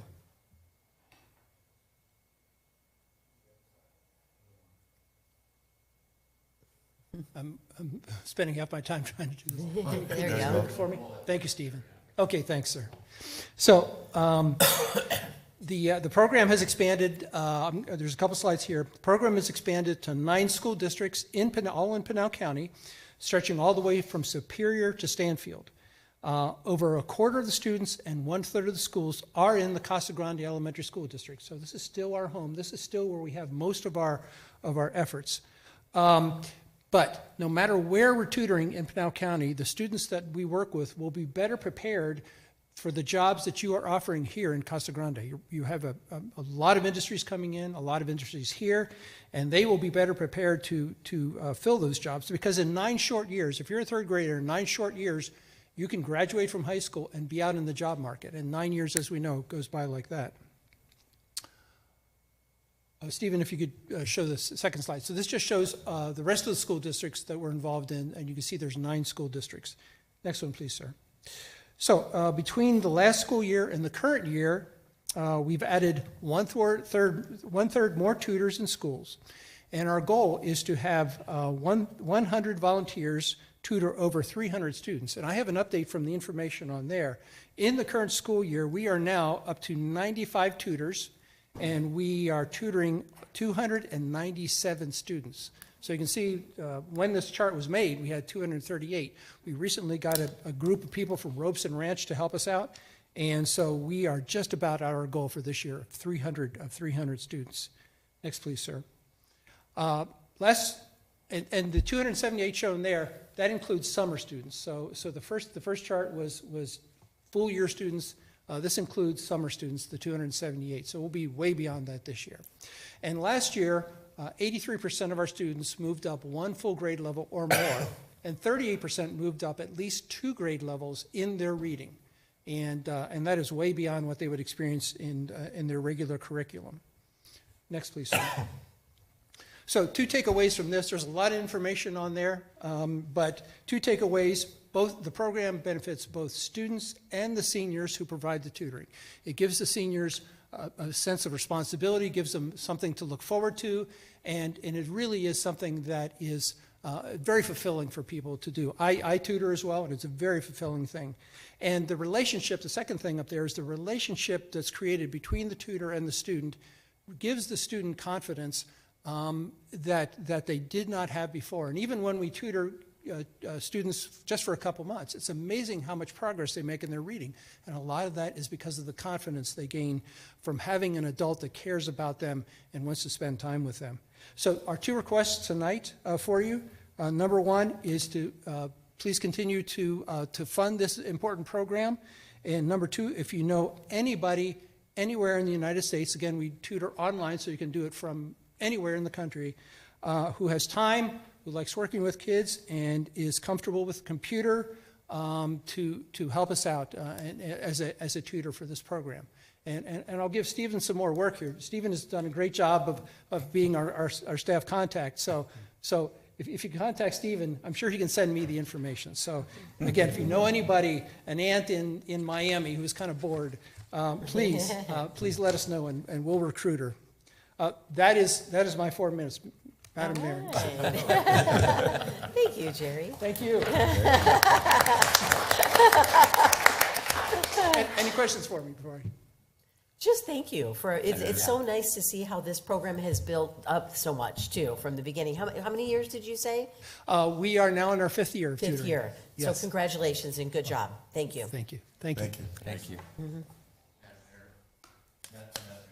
And for the new council members recently seated, the Chief Pinal actually operates under the Pinal Pinal County, Pinal Economic, No, Carediff, Pinal Alliance for. Pinal Alliance. Economic Growth. yeah, Yes. the Pinal Alliance for Economic Development, thank you, as an arm under the Carediff, right? Yes, Which is the nonprofit. So it's just one of the elements that they actually provide, but certainly been a fantastic program for our community, and now they're broadening to the county. And you've already thanked Jerry, but he certainly is the mastermind behind this. So. And ultimately, we do fund both programs as part of our budget, and you'll see that in April as well. So, Jerry, thank you for your time today. Thank you, sir. Thank you, Jerry. Thanks. So do we, we'll go ahead and close the study session then, and then do we need a break? Does anyone need a break, or are you guys ready to move forward? A quick break. Need a break? Yeah. Okay, 5 Just minutes? 5 minutes. 5-minute break.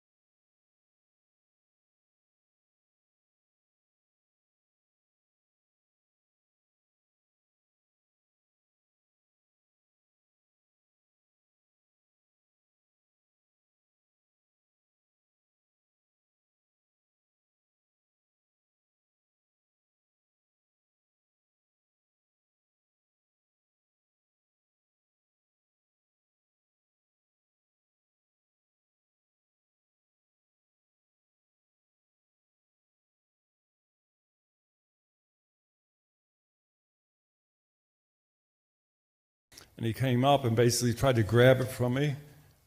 Physically, I consider that to be an assault on a citizen. The man's name was Angel Leos.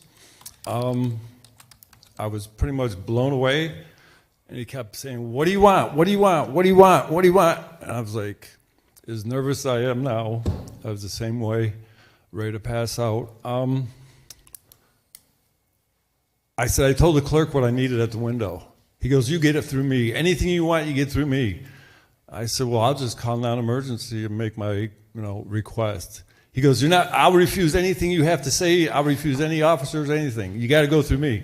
I said, "Then I'll call 911 and make my claim." And then he got really pissed off, approached me in my face again, barely able to stand and frightened for my life for the fear of what he put into me. And for the reason, I've never met the man before in my whole frickin' life. Seems kind of odd that something like that would happen.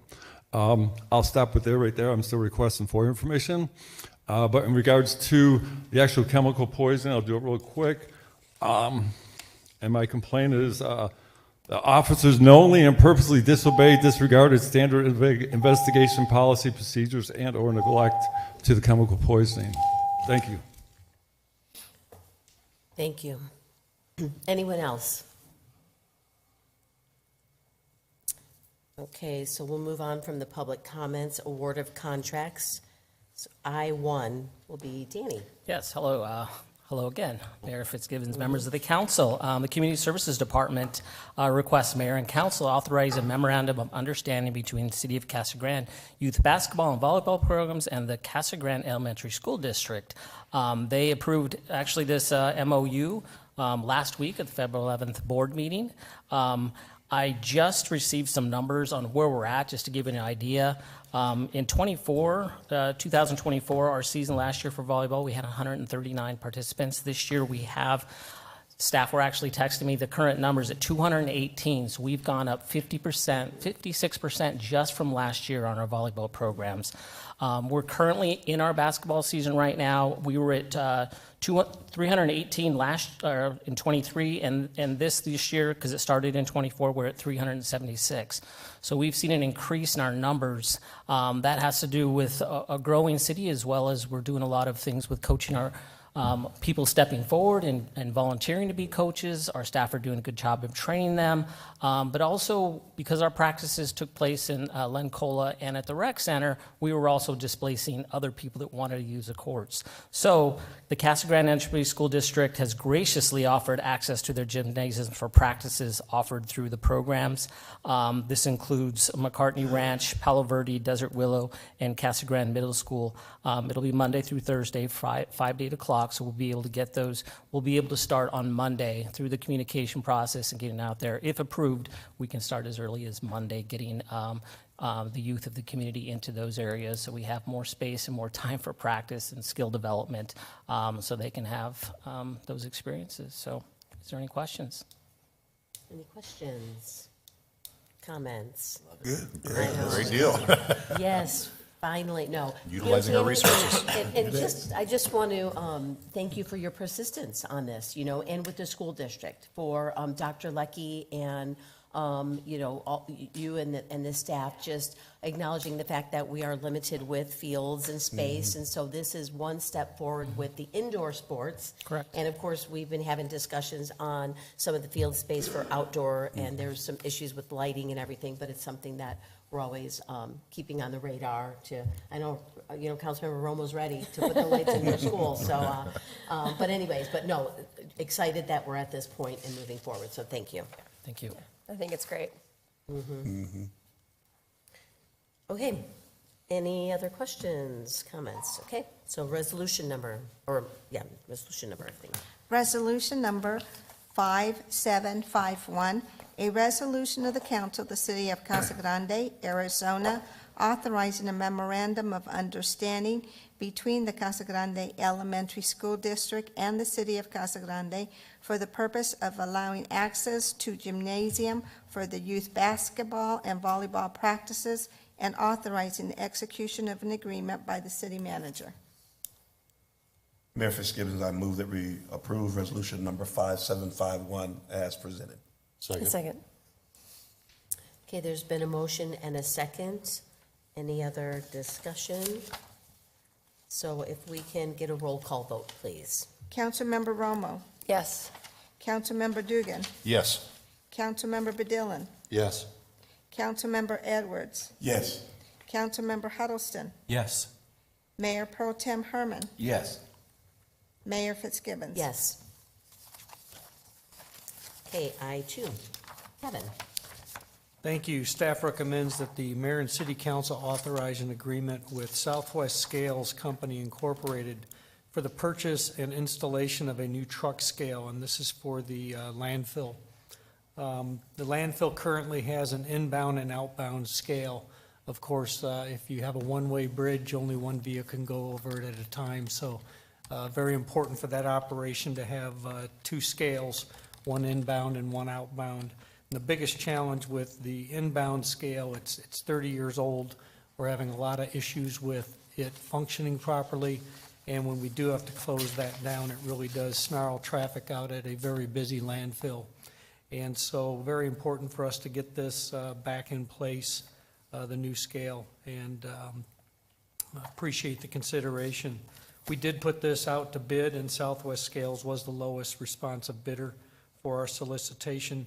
We budgeted $115,000 for this project. The bid came in at $90,305, but we are asking for the remainder of that as a contingency, just in case we run into any issues during installation with the foundation and things like that, once we get the old scale removed. So with that, I'd be happy to answer any questions. Any questions? Mayor Fitzgibbons, I have Sure. a question. What is the lifespan of the landfill currently, right now, is looking forward, of the landfill itself? Like, how many more years do we have to put? I want to say we're just at about 20 years 20 years. remaining. But we are currently working with the Arizona Department of Environmental Quality and looking at maybe increasing the height of the landfill that we're able to go up to, and that could extend the life, but we're still in that process. But we're evaluating that. But right around 20 years is the remaining Okay. life. You mentioned the other scale was 30 years old. So with the lifespan of that scale, if we do decide to move landfills and keep it within the city or move it, create a new landfill, will that scale be able to be moved? Because I know there's different types of scales, in-ground scales, above-ground scales, and different scales are easier to be moved than others. Is that a Yeah, movable scale? these actually set in place on a foundation that you put in before.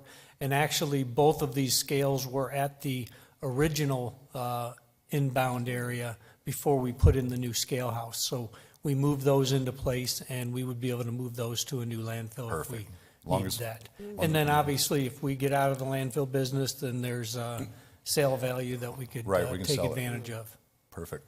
Thank you. Okay, any other questions?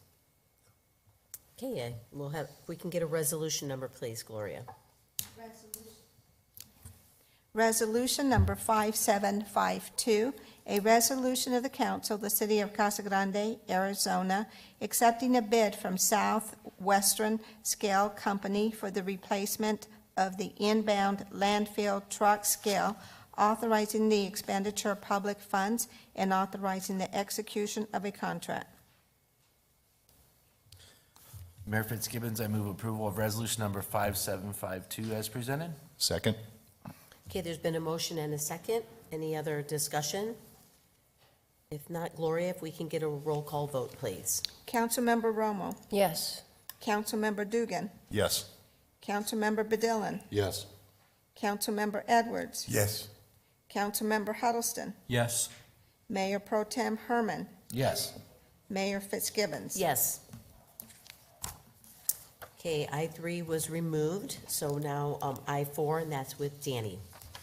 So yes, staff recommends that mayor and council authorize the city manager to enter into a contract with General Acrylics Incorporated for engineering design services for additional pickleball courts at Dave White Regional Park.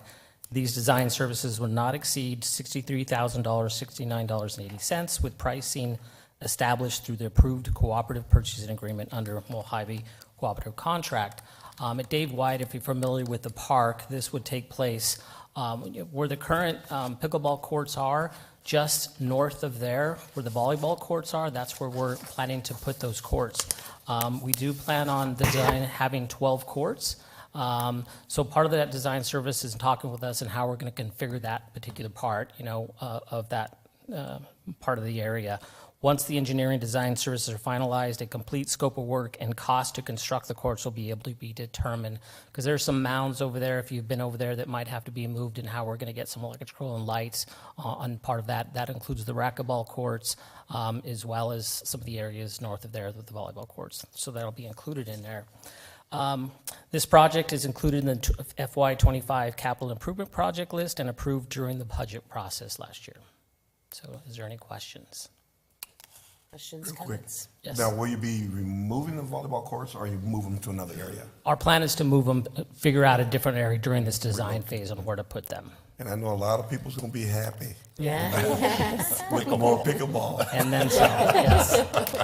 Those courts are busy. Oh, So, yes. yes, it'll be nice to have extra. Yeah, our current courts are maxed out, Yes. so, especially during the winter. Are they only pickleball? So just have the one set of markings? Yes, it'll just be pickleball courts. know that's important. The standards, it's very important, the standards anymore nationally are to keep tennis courts and pickleball courts separate, especially in the build, to avoid any kind of issues. Yep. Thanks. And no, Danny, and I just, again, wanted to thank you for just noticing it. This is a growing sport. People love it. So to have 12 new, Jody, did you get that? 12 new courts. People are going to be really excited. But when you first came on, Danny, obviously you knew the challenges that we were facing with managing the pickleball group. And so you've done a great job managing that and coming up with just guidelines on how to work with all these groups. And so I'm just happy to see that we're expanding the courts, because this is something that is definitely needed in the community. So I've never played. I'm going to have to do it one of these days, I guess. So much fun. That's fun. It is so much fun. So It is. okay. We'll have to have our own little tournament one of these days, right? So, okay, thank you very much. Any other questions? Okay, so Gloria, if we can get a resolution number, please. Oh, ordinance. Oh, why didn't I thought resolution. Isn't it resolution? Oh, no, Are we I'm on sorry. I-4? You're right. I'm sorry. No, you're right. I know we took I-3 off, I remember? was going to read K3, so. Yeah. Resolution number 5753, a resolution of the council of the city of Casa Grande, Arizona, accepting a proposal from General Acrylics, Inc. for the design of additional pickleball courts at Dave White Park, authorizing expenditure of public funds and authorizing expenditure of a contract with or purchase order to General Acrylics, Inc. Mayor Fitzgibbons, I move to approve resolution number 5753 as presented. Second. Okay, there's been a motion and a second. Any other discussion? Not if we can get a roll call vote, please, Gloria. Councilmember Romo. Yes. Councilmember Dugan. Yes. Councilmember Badillon. Yes. Councilmember Edwards. Yes. Councilmember Huddleston. Yes. Mayor Pro Tem Herman. Yes. Mayor Fitzgibbons. Yes. Okay, item K1, and that's you, Gloria, right? Yes, Okay. Madam Mayor and members of the City Council, this item did not appear on the consent agenda because we did have a council member who voted in opposition. Okay. Okay, so it's ordinance number 3456, an ordinance extending and increasing the corporate limits of the City of Casa Grande, Pinal County, State of Arizona, pursuant to the provisions of Title IX, Chapter 4, Article 7, Arizona Revised Statutes and amendments thereto, by annexing thereto certain territory contiguous to the existing city limits of the City of Casa Grande, known as the Clayton Annexation, and authorizing initial zoning of urban ranch for certain properties within said territory. Mayor Fitzgibbons, I would move to approve ordinance number 3456 as presented. Second. Okay, there's been a motion and a second. Any discussion? Gloria, if we can get a roll call vote, please. Councilmember Romo, Yes. Councilmember Dugan, Yes. Councilmember Bedillin, Yes. Councilmember Edwards, Yes. Councilmember Huddleston, Yes. Mayor Pro Tem Herman, Yes. Mayor Fitzgibbons. Yes. Okay, K2, Gloria. Yes, Madam Mayor and members of the City Council, this item did not need to appear under the regular council agenda, but however, it is pertaining to the annexation ordinance, so it was appropriate to follow that annexation ordinance. Ordinance number 1178.460, an ordinance of the council of the city of Casa Grande, Arizona, amending zoning ordinance 1178 and its subsequent amendments by changing the zoning from Pinal County zoning general rule, city zoning of urban ranch, to the city of Casa Grande zoning general industrial on property located at the southeast corner of Bianco Road and Clayton Road, Casa Grande, Arizona. Mayor Fitzgibbons, I move that we approve ordinance number 1178.460. Second. Okay, there's been a motion and a second. Any further discussion? So Gloria, if I can get a roll call vote, please. Councilmember Romo, Yes. Councilmember Dugan, Yes. Councilmember Bedillin, Yes. Councilmember Edwards, Yes. Councilmember Huddleston, Yes. Mayor Pro Tem Herman, Yes. Mayor Fitzgibbons. Yes. Okay, so now we are into reports. So if we can start with Councilmember Romo. I don't have too much, just that I had the opportunity to go to the firefighters banquet and see some of the amazing things that the firefighters in our community are doing, and it was just amazing to see and hear. Thank you. I'll kind of second those sentiments. It was a great event, and actually, the part I liked best about it was meeting some of the recruits afterwards that were going through the training. Those kids were excited to be a part of it, so that was great meeting those kids that are coming up. So thank you for that. That's all I have. Okay, thank you. No report, Mayor. Okay. How about you, Matt? Of course, I have a couple things. The March 29th is a big day in the city of Casa Grande. We've got two of our signature events. The first one is the Casa Grande on Canvas plein air painting competition. How many years, Gloria, do you know? 14th year. Very, very cool event. If you've never seen it, people paint in one day stuff I could not paint in my lifetime. But the neat thing about it is also that day is the second annual Casa Grande Southwest Taco Fest at Dave White Regional, and they've combined these to have the plein air in the morning and have the display and judging at the Taco Fest in the afternoon. So it'd be a very neat event. And with the Taco Fest, it's starting at 3 p.m. this year, and we had Drew Parker signed, who's an up-and-coming country artist, and he canceled on the committee last week. He's canceled all tours for 2025. So the committee was left, getting ready, and they have signed McBride and the Ride, who is a gold recording artist, country group. But we also have Guitarras Latinas, Power Drive, Mariachi Nueva Era, and Ballet Folklorico Calpulli. So we have a lot of entertainment lined up, including with the headliners McBride and the Ride, who's taking over for Drew Parker. So it's going to be great. There's tacos, of course, food trucks, vendors, live music, and it's a family event. And then the art sale this year is a new thing of it. So it'll be a lot of fun. It's at Dave White Park, 3 to 9 on March 29th. And the plein air event starts very early in the morning here at City Hall. What time? 8? 7? 8 o'clock. 8 o'clock. At the museum this year, yeah. Oh, yeah, it says right here. So anyway, it's a great day.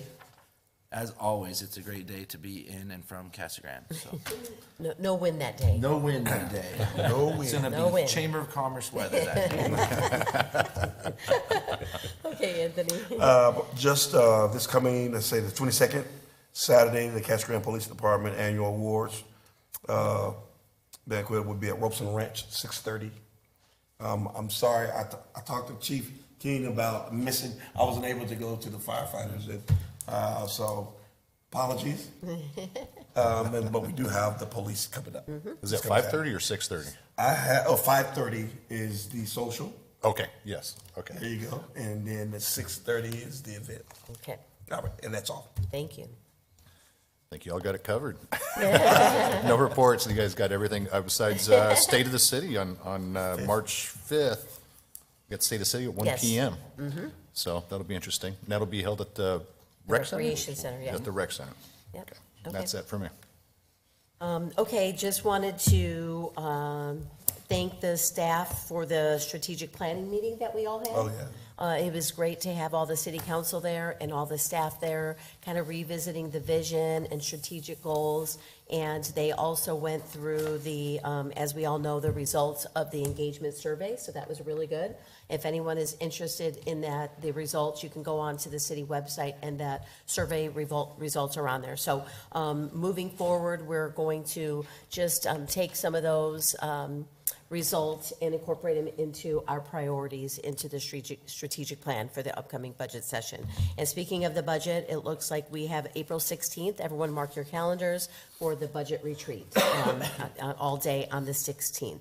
So let's see, Larry has been updating everyone as well as Rob on the legislature and everything going on with all the bills. I'm not going to go through them all right now, but Rob has done a good job giving us an update, and then Larry has been, putting them into his weekly meetings, so take a look at those. You all probably saw last week the league, I am on the executive committee for the League of Cities and Towns, and so we had approximately 20 mayors that went up and testified against the bill for the HCR 2021, which is the food tax, sales tax. They're trying to do away with the food sales tax. So 20 of the mayors went up there and testified, and I was one of them. Didn't think I was going to, but I did. But it affects us at about $6 million, a year in the food sales tax. So, some of these cities are even smaller than ours that count on, ours is about, 7%, 8% of the budget, where some of the cities that were there, it's, a good 30 to 35% of their budgets if the sales tax goes away. And so 71 of the 90 some cities have this and count on this sales tax for operating expenses. So, but it did move forward. It was passed, even though you had all these mayors and cities that were against it. It moved forward in the Ways and Means Committee, and so we'll see what happens from there. So, what was that? Okay. So that's that. The Leadership Academy, I know several of you were there and met the people that are participating, so thank you for everyone there, all the participants. And let's see, Fire Awards, yep, the Faith Alliance lunch. It was great speaking in front of our, Faith Alliance, so the pastors from all the different cities. And I attended the Chandler State of the City the other day. Was a great event, definitely some great things going on in our neighbor community of Chandler. And he's just a big supporter of Casa Grande, the mayor there. It was funny because in his skit at the beginning of a State of a City, it was a skit he was doing on video, and he actually had a Casa Grande Parks and Recreation t-shirt on. I don't know where he got it. I mean, Larry said there's a couple of old, Casa Grande people that work for Chandler. Okay. So he had the Casa Grande Parks and Rec shirt on that video. We were just like, what? And I know his daughter lives here too. So, but that was a great event. So, Mayor Hartke. So that's it for me. So if there's nothing else, what is this again? The OmniTracks. Oh, the OmniTracks. Oh, go ahead. Let's put, yeah. So Lisa did a great job welcoming OmniTracks, which is a short line railroad, basically the last mile in our industrial park. Great ribbon cutting, good investment in our community, and I think they bought the park too, right? Industrial. Yeah, they're looking. Yeah, but they look to be a great community partner, and it's very exciting. And they're the ones that move the rail cars to and from the industrial park to the main line, and they own 900 miles of railway. It's crazy, all over the United States, and they specialize in industrial moving and ports and stuff. So. Really cool. And excited to be community partners. Yep. They were wanting to help and did not get to drive the train. No. Next time. Yeah. Yeah. Okay, thank you for that. Okay, if there's nothing else, I'll go ahead and adjourn the meeting. Good night, everyone.